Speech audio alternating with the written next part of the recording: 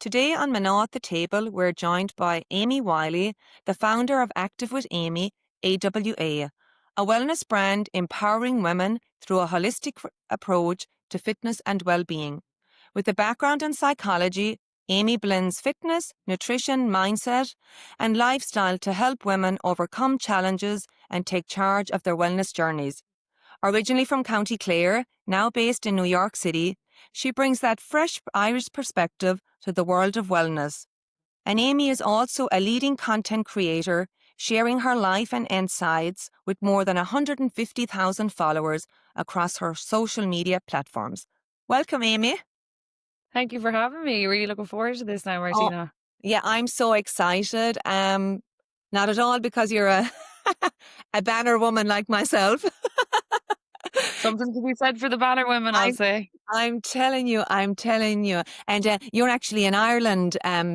You're in Ireland at the moment, and I'm here in Boston. So I guess it kind of speaks to that, strong transatlantic bond between the two countries.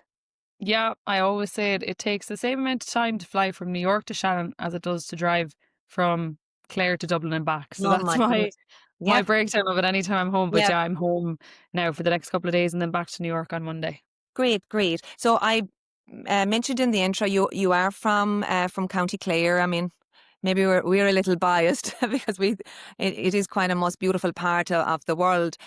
So what was that like, Amie, growing up in the west of Ireland? Absolutely amazing. I probably am the proudest banner woman you'll ever meet. Probably yourself as well, to be honest. Like I love, love, love where I'm from.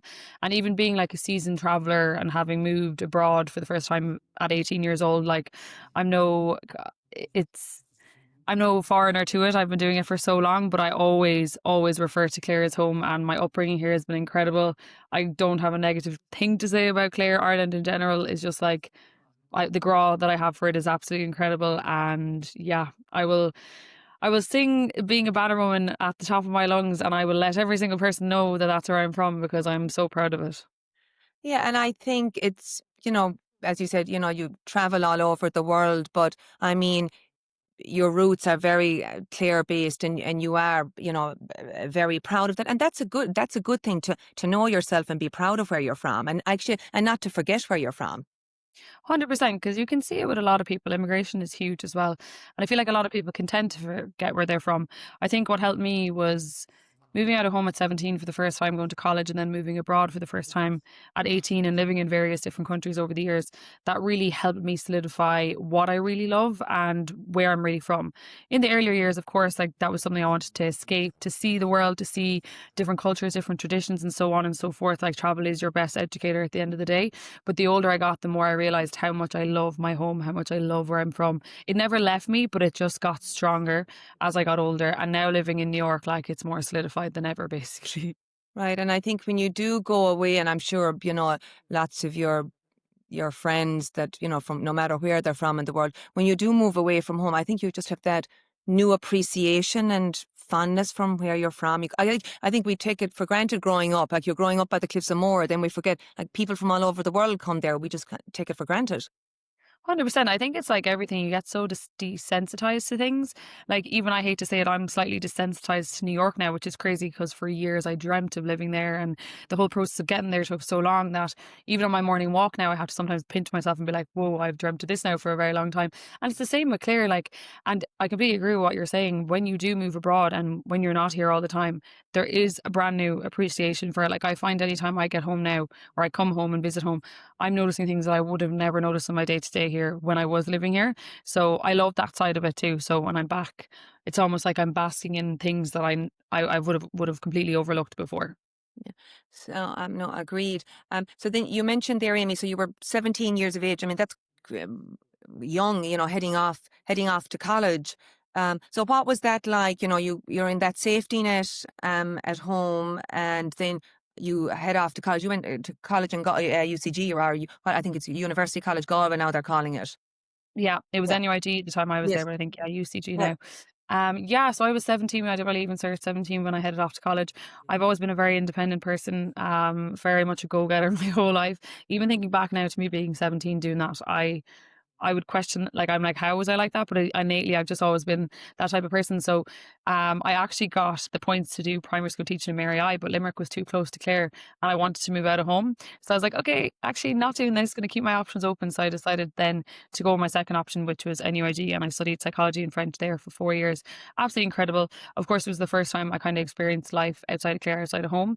A little bit of an adjustment at the start, but I was home every weekend, like you are in college anyways. I had a part-time job in Clare to put me through the years. So I was always home. So I kind of got like a taster of both sides of life, outside of my home house, then home at the weekends. And then of course, as you get older, that turns into a little less going home. But no, it was absolutely incredible. And given the type of person I am, it wasn't a bother to me, but yeah, too Right, so independent for my own good.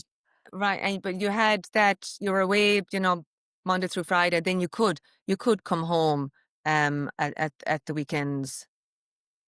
Yeah, no, 100%. I feel like if it was probably the case I was up there 7 days a week, I might have found it a little bit more challenging. But knowing that every Friday, if I didn't have a lecture on Friday, I come home on a Thursday, I had to be home for my part time job anyway. So it was a nice kind of transition into it early on in my life. And can we ask what kind of a student were you? Did you Oh like my studying? God, very good student. I'm the type of person now that will go back to school in the morning. I drive past my school in Clare, my secondary school, Flannans, and I look in every single time and I'm like, I'll go back there tomorrow. Sure. I loved school. I'm very fortunate as well. I'm a massive sports player. I've been an avid sports player my whole entire life, GA being my main sport. And both throughout school and college, I was playing camogie. Well, camogie and football, but camogie was my main sport. So I wasn't on the pitch as much as I was in school. So I think that kind of added to my love for it because I got the best of both worlds. But no, I love learning. I love education. So a very good student, I would say. Good, good, good. I'm sure your teachers and Flannans are very happy to hear that. Yeah. Oh, I hope I was all right. In my head, I was I'm all sure. right.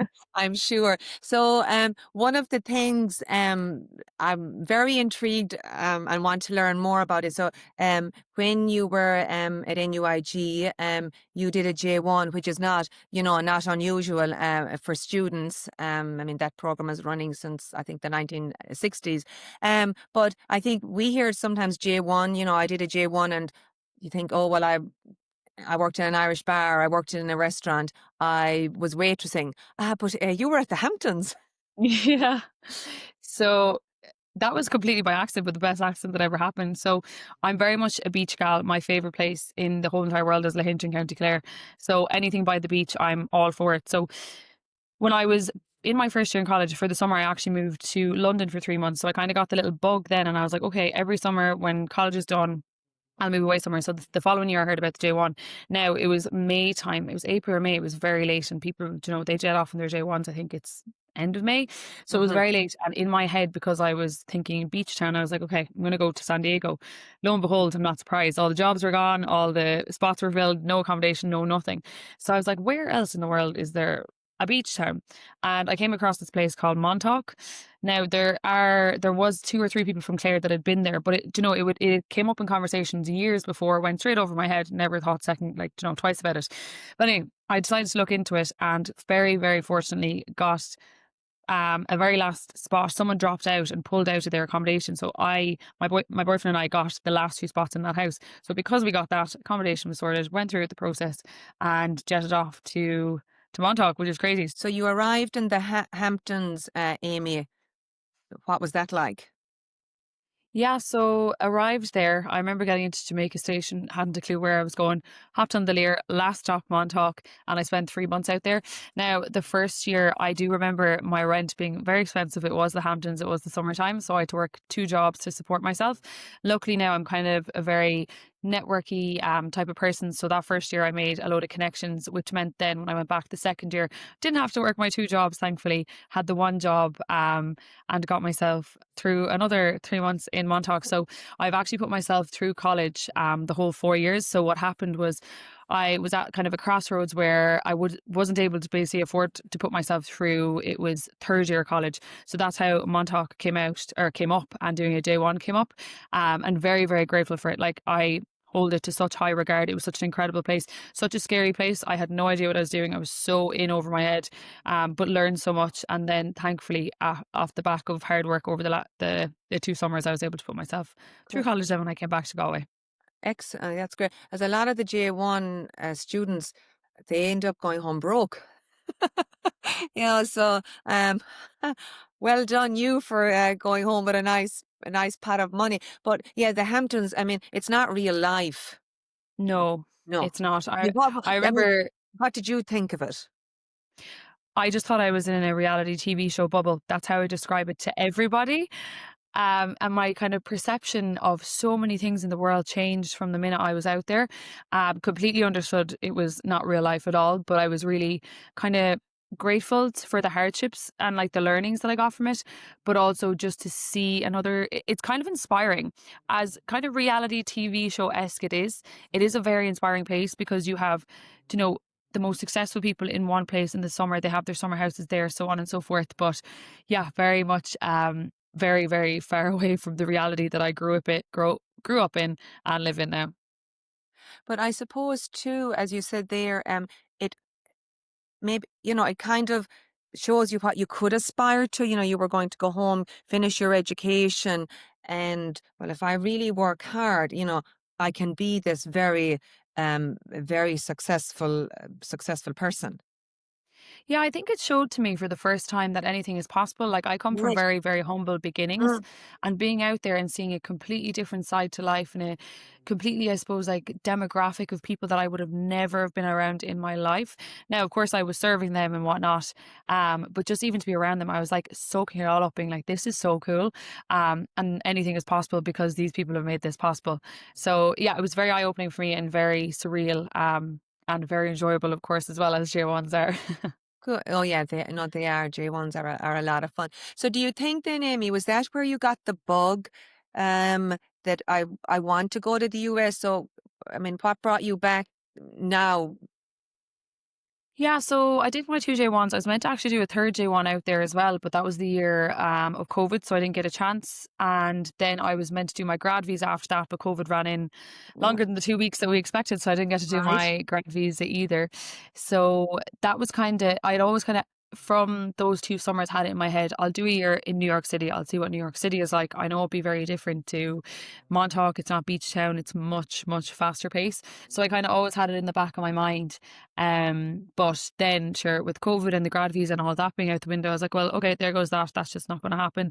And then lo and behold, or no, actually, fast forward, I moved to Dublin. That's when I set up my business. Then I ended up moving to Indonesia for 6 months, and I was Oh, like, okay, I'll scale my business there. Quickly realized it's very hard to scale a business on an island lifestyle. So I was like, okay, we need to regroup again, moved back to Ireland, and then I was actually in my local pub in Clarecastle, and one of my like childhood best friends was there. He actually has been in America, I'd say, for at least the last like 10 to 12 years. But he'd come up and we were just chatting away, and it must have come up with conversation, but he was like, Amy, I think you'd be eligible for this visa based off of social media and your business or whatever. Had never heard of it before in my life. Looked it up, started the process, found out I was eligible, and then it was like, okay, I can actually get back to New York. So, long story short, that's basically what happened. And now I'm back in the city as of 2 years, a few days ago, actually, which is crazy. and well done for you for getting the O1 visa because it's not easy. So congratulations. Thank Yeah. you. The amount of paperwork. If I Yes. ever need a boost about myself, I'll just read the hundreds of pages that are Right. there that we put together. You have all these extraordinary abilities. um, Oh, so, stop. so you're in now. We're talking New York City now. So you're in New York. Your visa has come through. You must have been just absolutely over the moon. Um, I'm sure. Actually, we'll just backtrack. So I'm sure for someone, you're very grounded in Clare and the water and Lahinch. I know it's one of your favorite places. So I'm sure, although you were excited for the new beginnings, but I bet a little bittersweet, Amy, for you. Oh, 100%. Like considering I'm a seasoned traveler and I've lived Mm. in various different countries from Indonesia to Belgium to London and England and so on. New York was the first time I properly felt homesick, but I think it's because when you go through a whole visa process for New York, it's very real. You're like, I'm putting this amount of time, this amount of money, this amount of effort, and this is me for the next 3 plus years. And if I want to extend, however long after that I want to. But very much an adjustment. I am a beach girl, a countryside girl through and through, but I did understand being a founder and being a CEO, I needed to be in an environment that would help me excel and scale my businesses. So it's a bit of a catch 22, isn't it? I can't have Yeah. exactly what I want, but I know for now, and especially being in my early 20s, I need to kind of just go for it, see what happens. And I'm fortunate with my job that I can kind of take trips home here and there when I need to, and when I need to ground myself every now and then, because that definitely does happen living in New York. Yeah. So, talk to us then about living in New York City. It's not all what you see on TV, bright lights and designer outfits, and New York City. It's not an easy place to live in. So, talk to us about that. Being in New York City, and maybe some of the challenges. Yeah, New York is definitely by a country mile the hardest place I've ever lived. I often say, and I always say to people, that the highs are high in New York, but the lows are the lowest lows I've ever experienced in my life. It's just that type of city, like it will give to you, like whatever you put out into the city, you will get back. But also, there is so much going on at a given time. And coming from a place like Clare, a very grounded place, my love being at the beach and in the countryside and stuff, it's a complete different contrast. But I suppose wellness practices, I have my own wellness company and I work in that every single day, and leaning into them really, really helped me. But one massive thing, which is kind of ironic for New York, filled with millions of people, it's the loneliest I've ever felt in a city in my life as well. And that was something that was really challenging to come to terms with, because I'm like, okay, surely this is not loneliness that I'm feeling right now, because I'm surrounded by so many people. I have great friends and stuff. But I found as I'm getting older and living abroad, I'm craving more time around my family and stuff. So that was something to navigate. Of course, you have the noise, you have the hustle culture. Hustle culture can be great, but it can also be very debilitating at times when you're too much in it. So getting used to kind of the balance of that as well. But I think it's like any place. You'll have your pros, you'll have your cons, but New York just seems to be very extreme. And especially, we'll say the summer, you get extreme like weather there, and I very much struggle in the summertime there with the heat. Must be the Irish in me, but I don't know what it is. I just can't deal with it. So, little things like that. You have to like trial and error it. I've been there for 2 years. The 2 years I've realized what works for me, what doesn't. So, for example, in the summer I spend a bit more time in Ireland, and for the other things, I really try to lean into my wellness practices as much as I can. But yeah, like anywhere, there are the pros and cons, I suppose. Yeah. And I think too, Amy, you've been very honest about it, and you have talked about um if you were in New York City all of the time. And cities are hard. Any city is hard during the summer when it's 19, 100 degrees, and humidity, and everybody leaves the city. So I mean, you've been very honest and open that you have figured out that New York City is good for X amount of time, but I do need to get that break and go to Clare and go to the water. Oh, 1,000,000%. And so fortunate that I'm so close and we have Shannon Airport. Honestly, Right. Shannon Airport wants me to put any shares in there, I'll do it. There's so much. But no, it's like, I think having lived in Indonesia, I remember when I moved there, I moved for 6 months, and if I wanted to get on a flight home, it was 18 hours, nearly a day to get home. So I think I'm spoiled for choice now that I've lived in that circumstance where it wasn't easy for me to get home, and now it is easy. So I'm like, I can go home. I don't need to stay in this. I don't need to, you know, sit in how unhappy I am at this current time. I can go home, I can refresh, I can literally sigh a sigh of relief, gather myself back together, and I can go back. And I'm all the better for it. I'm a better boss because of it. I'm a better coach because of it. I'm better at my job. I'm a better friend, partner. I'm a better person in general when I can do that. So I've learned to not just force myself to stay in a place. If I can just go for a week, gather myself back, and come back stronger then. So that was definitely a learning curve over the last 2 years. And Amy, do you think people are surprised? Would say maybe some of your friends in Clare and beyond. Because I mean, there is a very strong diaspora in New York City. No more than what we have here in Boston. So do you think people are surprised when you say sometimes I'm lonely, or sometimes people are lonely?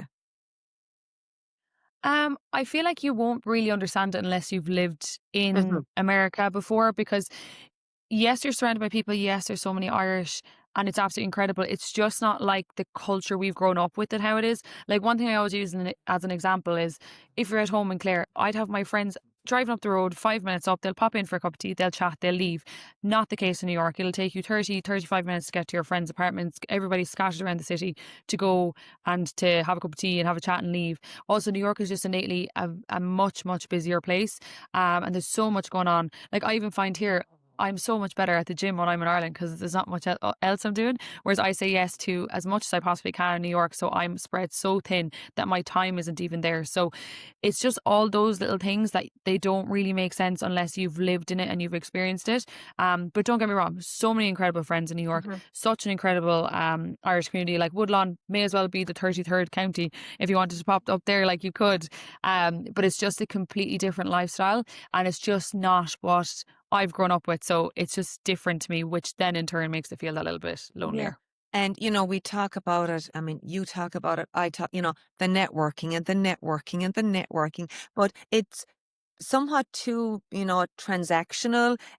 You're going to, you're at an event, for an Irish group, or you're at the consulate. It's, oh, hello, I'm Amy, I'm Martina. And, sometimes I say they're not real friends.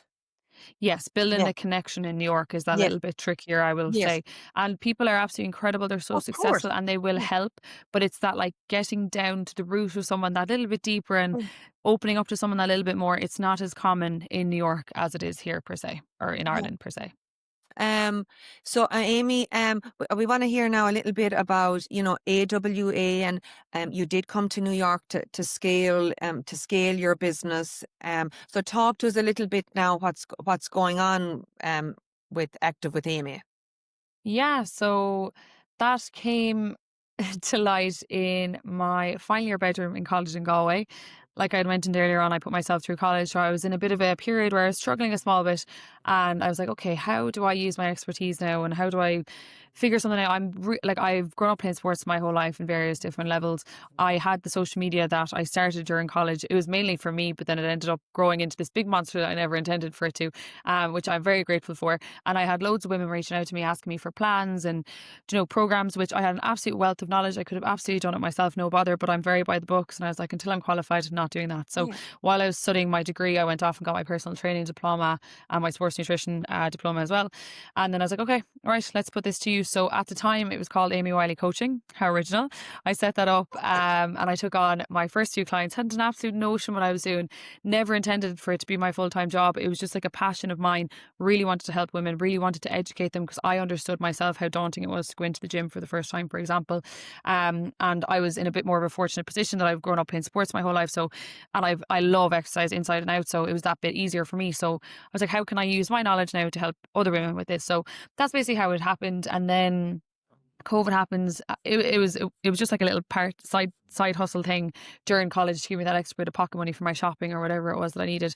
Very entrepreneurial and risk adverse my whole life anyway. So that was that. That's how it started. And then in 2021, I went. So I during COVID, I kind of went working in a gym. Just it was in Ennis, keep me going during COVID time, and that was the first time in my life I saw my worth and potential. So I remember working in that gym for a few months and I had waiting lists and waiting lists and waiting lists for months. And I remember saying to people, being like, we have other trainers, like you can go and train with them. And they're like, oh no, we'll just wait on your waiting list until you have time.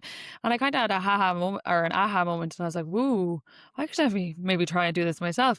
So August 2021, I decided to just take the leap. And I was like, right, let's give this a go, see what happens. I rebranded to Active with Amy, which is now AWA, and haven't looked back since. I now have a team of 3 coaches that work with me, which is absolutely insane. I've sold out fitness products during COVID time. I now have my own gratitude journal that are on Amazon, and just really just trying my best to help as many women as possible on their fitness and wellness journeys. But it happened and started in my final year college bedroom in Galway when I was 21 years old.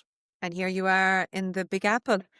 I know, I never would have thought that would happen. And also, just a note to anybody that's listening, put yourself out there and do whatever it is that you want to do. The Right. amount of backlash I got, especially being on social media.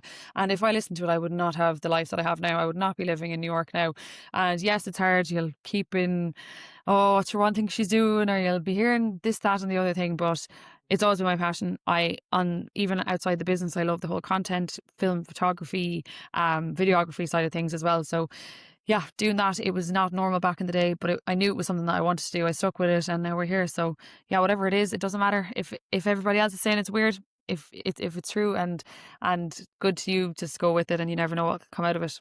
And I love that message, Amy. Follow your passion, and and drown out the noise. Oh, you have to. Like everybody will talk at the end of the day, and I think the more you're in it, the thicker the skin, you'll grow. And if it's something that you're innately so passionate about, I feel like I'm not working a day in my life, and I think if I'd given up, I would be kicking myself by now. Right.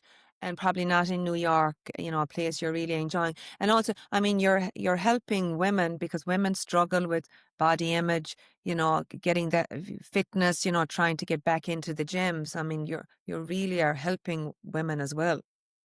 Yeah, it's super important. Like, I'm really fortunate because I grew up in a sporting background. My mindset was always based around performance. So I would never underfuel or undereat. And it's just trying to like uncondition those patterns that have existed in our society, especially as women. Like, you see the magazines back in the day, it's always how much skinnier can you get? How much little bits and bobs can you eat? And that's not the goal at the end of the day. It's to feel your absolute best, have, as much energy as you need for your, whatever it is in your life that you need energy for, your job, your family, your kids, whatever. And just, yeah, just teaching that from a healthy perspective, because some of the things that I've seen growing up are far from that. Yeah, and I think as yeah, and you've just touched on it there. Like it's not a fad. I mean, this is a lifestyle change. I mean, it's not something you do for like a month to fit into a dress. I mean, this is lifestyle. 100%. And it's trying to teach people that, because I don't blame people for, Oh, knowing that if a fad works, it will get you down a few dress sizes, but for the rest of your life, you will be forever yo-yoing between one size and the next and the next and the next. So my whole coaching approach and ethos with Active with Amy is around long-term sustainability and education. Educating you on everything you need to know about training, nutrition, mindset, because at the end of the day, education is power. So all you need is time and consistency, and then the support and accountability from the service behind you as well then. okay. And you mentioned Amy. Um, you're also, a content creator and photography. And I do love following you and actually, especially your morning routine when you make that fabulous cup of coffee. We know you love coffee, and you trip to the Irish bakery, Mary O's, right, for your scone. So talk to me Yes. kind of what's when your content for your. I mean, I follow you on Instagram. Um, I'm not a huge TikTok person, but so talk to us a little, although I'm told by my younger sisters I need to get on it. But tell me, talk to us a little bit, your thought process around the content, and is there a big grand plan or is it very organic? Yeah, so it all started off on Instagram 2017, I think it was when I started in March 2017. And it was wholly fitness content at the time. So I was in the gym. It was more so like to show people different exercises and, meal ideas and stuff like that. Again, which is now my business, actually, which is crazy. So used to solely be fitness. It then turned into a bit more wellness, and now it's very much lifestyle, because my lifestyle is fitness and wellness. It's very hard for a page to be one niche when I have so many interests in my life. Like, I will be in the gym at 9 a.m. in the morning, but I will also have a pint of Guinness at 9 p.m. at night if that opportunity arises. And I think it's really important to show that. So yeah, it kind of just like changed over time, which I absolutely love. So it's kind of like a personal diary, if that makes sense, of my life in New York, being Irish in New York. Fitness and wellness, of course, are always going to be a part of that. My Mm. morning coffee will always be, because that is a part of wellness, because that makes me very happy. Routine and my morning routine or routine of my morning coffee makes me very happy. So yeah, it's kind of just changed over time. But also, people love to see the the lifestyle of New York, and especially through the lens of an Irish person as well, which I've been really enjoying sharing. And also on top of it, like you mentioned earlier, not just showing the highlights of it, but showing Right. the hard parts of it as well, which is super Yeah. important. Yeah, and I think when I look at your content, I say, it's honest. I mean, it's so honest, and we talk about this all the time. Being your authentic self. Yeah, oh, it's so, so important. Like, even if you were to take content creation as a job, so you Yeah. can, of course, earn money through sponsorships and brand deals, Right. that they will never come apart if you're not authentically yourself anyways, because brands are going to take one look at your page and be like, I don't know if this will be a fit. And also in our day and age, when there's so much been thrown at us at once in every single media form, when it comes to someone, if they're going to purchase something, they're not going to purchase from someone they don't trust, and trust will come from somebody being authentic as well. So it lends itself, but also there's no point in me pretending to be someone else and someone meeting me in real life and being like, oh my God, that is not Yeah. what I was expecting. So very much how I am in real life is how I am online. Um, and honestly, I couldn't deal if I wasn't the same, because I wouldn't know how to act in real life around people then. Very, very true. So Amy, what's next, and where do you think you're headed professionally, personally?